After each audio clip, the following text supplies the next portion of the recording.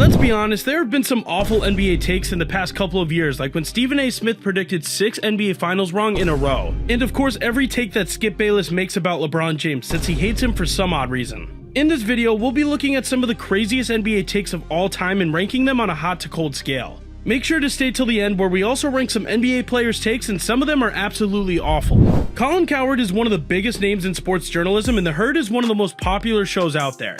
He always has prolific guests on his show, and the way he talks makes you want to believe anything he says. But he's had some crazy takes, starting with this one about LeBron James in 2016. I think he's the most valuable player in the league. He's the most valuable asset in the league because he just changes everything. But when I'm watching that finals last night, because of the explosion of the three-point shot, he is not as impactful as he used to be. Keep in mind that this take was right before Game 3 of the 2016 Finals, and yes, that's the year they came back 3-1. So Cowherd basically said that he was past his prime in 2016, but in that Finals, LeBron averaged 30 points, 11 rebounds, and 9 assists per game. And now he just won MVP of the Olympics and is still averaging the same numbers he did for his entire career at the age of 40. This take lands on insanely cold for our scale because it's literally 8 years later and LeBron is still one of the most impactful players in the league. But Cowherd has another LeBron James take that we have to take a look at about the 2020 Lakers. He made this statement with utmost confidence about the Lakers in 2020, and as we all know, he was wrong. LeBron's not going to win the championship. The only question for LeBron is, when he doesn't win it, how much does he blow up this organization and get a real star player alongside he and Anthony Davis? The Lakers won the championship in the bubble that season, and even before the COVID lockdown, LA looked like the best team in the league.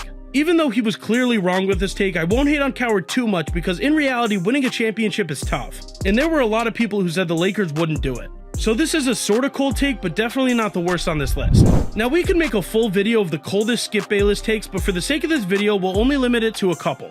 And spoiler alert, there's definitely some more LeBron takes on their way. This first take we're going to talk about might be the worst one on this list, and I'm just going to play the clip. One day, I am predicting Johnny Manziel will become even bigger in the city of Cleveland than his buddy and business partner LeBron James ever was in the city of Cleveland. This take is wrong on so many levels, but before we even explain why, let's break down Johnny Manziel's stats in the NFL.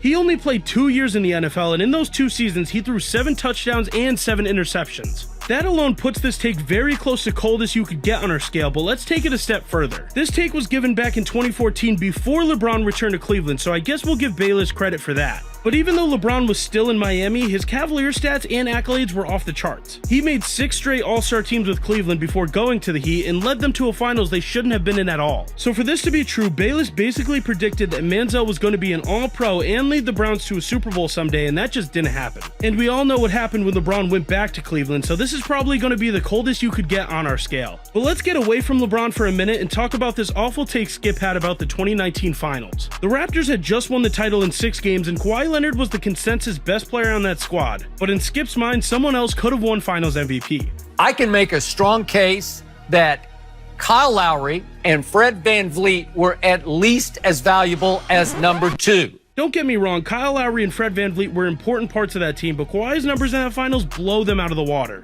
And since the defense was so worried about him, I'd argue that a big reason the other guys did so well was because they were all focused on Kawhi. Also, if there's any other guy who should have won the Finals MVP, I'd argue it was Pascal Siakam, but he still didn't stand a chance. Since this is more of an opinion rather than a take, and we've already talked about Skip a lot, we won't put this all the way on the cold side, but this is still a freezing take. This next guy has one of the most iconic takes of all time, and it's quoted around the sports world, so out of respect, we have to rate it on our scale. Of everyone on Golden State, open shot, fate of the universe on the line, or the Martians have the death beam pointed at Earth, you better hit it.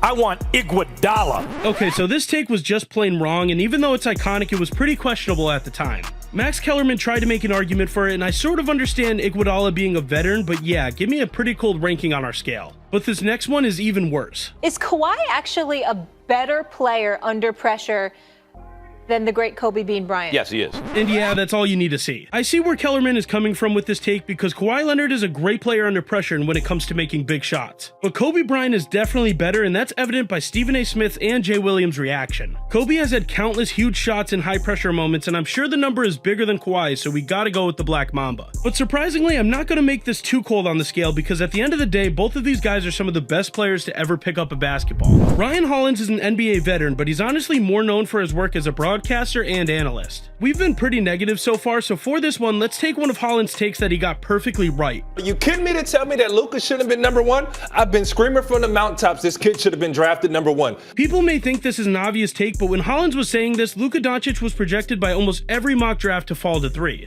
And both scouts and analysts had DeAndre Ayton as the best player from that draft class. While Ayton is already onto his second team and definitely not looking like a number 1 overall pick, Doncic is on his way to becoming one of the best players in NBA history. He's made the All-NBA first team every year since 2020, and he just led the Mavericks to the finals. So for Hollins' take, we're gonna have to give him extremely hot because he nailed it. But just because he's had this one really good take doesn't mean that he hasn't had some pretty questionable opinions like this one from back in 2019. I turned to you, you said, what might we talk about? And I said, we might talk about Giannis, and we might talk about him possibly being the MVP, and you had a reaction I was not expecting at all. Please share.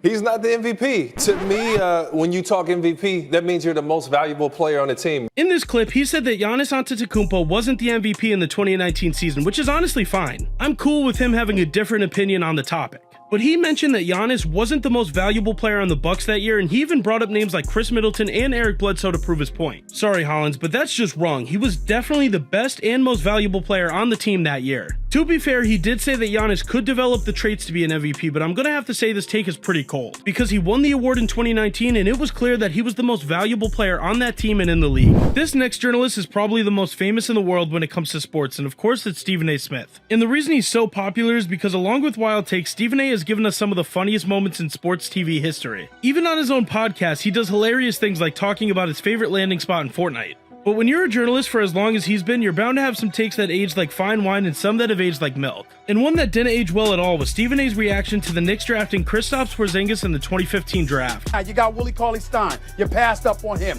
You got Justice Winslow, who I think is the steal of the draft. You passed up on him, okay? Stanley Roberts out of Arizona. You passed up on him. I bet you all remember the wild rant he went on about this, but the thing I'm looking at here is the guys he wanted over Porzingis in the draft. You heard that right. He wanted Willie Cauley-Stein and Justice Winslow over Porzingis, and obviously the draft is hard to predict, but this was just plain wrong. Kristaps finished second in the Rookie of the Year race, and he just won his first championship, so Stephen A's doubts were pretty poor. Which is why this has to fall very cold on the scale we've been doing for the entire video. But this next take Stephen A said is pretty controversial, and I've heard arguments for both sides, and here it is. Kawhi Leonard should be on the list of one of the worst superstars this game has ever seen. This is a new opinion of his, and he's basically calling out Kawhi Leonard for not playing games, which I do understand. But at the same time, it really seems like Stephen A is saying Kawhi enjoys being hurt, and that just can't be the case. Also, he's won 2 championships during his career, which includes 2 finals MVPs and a couple of depoys. So is he really the worst superstar ever? This is gonna go on the colder side, but not all the way, because maybe some of you agree. Leave a comment down below on what you think about Kawhi's career and if he's the worst superstar of all time. Much like Skip Bayless, Chris Russo aka Mad Dog is known for getting NBA fans heated because a lot of his takes go against public opinion. And it's pretty obvious that he really favors older NBA players like Bill Russell and Wilt Chamberlain while bashing on guys like Stephen Curry and LeBron James. But in this take, Mad Dog makes a comment that leaves Jay Williams and Stephen A left baffled. First off, we got to hear Shaq now do this. Shaq is what, the 5th best center in the history of the NBA? What? 5th. What? Shaq.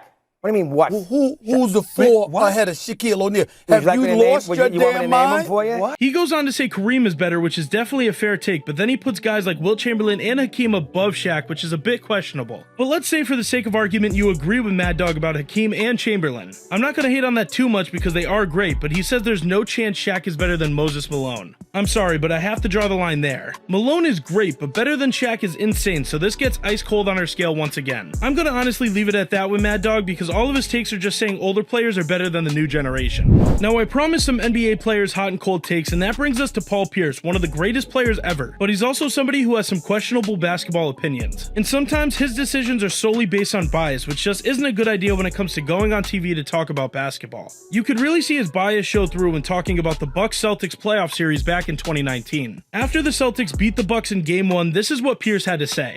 As a team, I don't know where Milwaukee goes from here. Because Whoa. So is this over?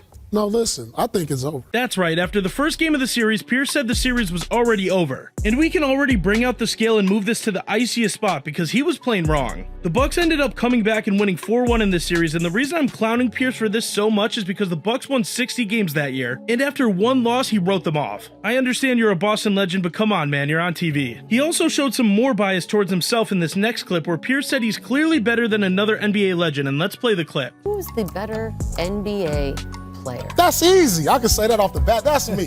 Now look, I understand that this is a close debate, but in my opinion, I definitely give the edge to prime Dwayne Wade, and I don't like how confidently Pierce said himself. So even though this isn't a very cold take, it definitely won't go on the hot side because I would take the Flash over him. There's millions of takes that are hot and cold, and this video only analyzed a few, so make sure to leave a comment about the ones we missed. And as always, click on the screen for more basketball content.